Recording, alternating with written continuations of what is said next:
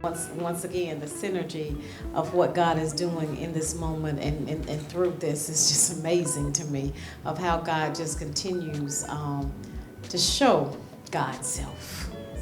And so, and that when you begin moving in the way that God would have you to go, that God directs your steps, and then He brings others along the path. And so when we were talking about, we started out with the garden in the back of the church. There's a little garden in the back of the church. We just doing a little garden in the back of the church. But seeing that, we there was another couple that saw that we were doing it, and that's how we got the 7 acres to be able to do it in another part of the town,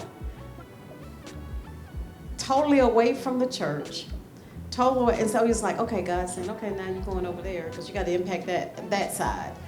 God is saying you got to do this. Not only impacting the people that are around here and around in this area, but we're going to teach you that, yeah, I'm going to enlarge your territory. You're going to have to go a little bit further, do a little bit more work, do a little bit, but the God moment is, I saw the new covenant and St. John were already doing it. So they gave you oh, you can do this too. You know, community resources, they are jamming over there at Historic. You see the work, how God is moving and what God is doing, and you can see the thread, and you can say, if God bless them, God gonna bless us to do that too. COVID tested if a church was going to be flexible or not. And are you going to do something that looks different, or are you going to still stay and hold on to your tradition? And I think that a lot of what I heard was untraditional programming, untraditional ways to be able to serve the community. That if you would have asked maybe churches that have gone, that were 100 years old or whatever, over 50 years ago, hey, I have this new idea to do a trauma healing class. What do you think about that? 100 years ago, they were like, what are you talking about? No, we only meet on Sundays and we only do this and that.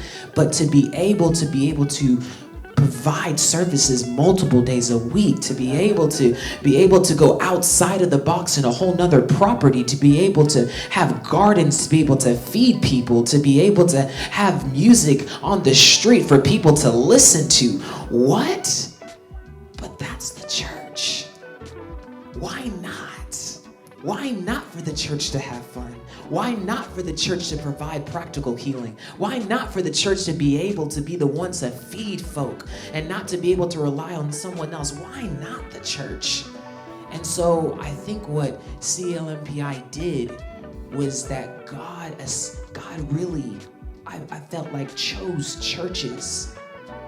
And he just chose churches to be connected to this. And even how the grant and how the president was talking about how it was written, it was all God ordained.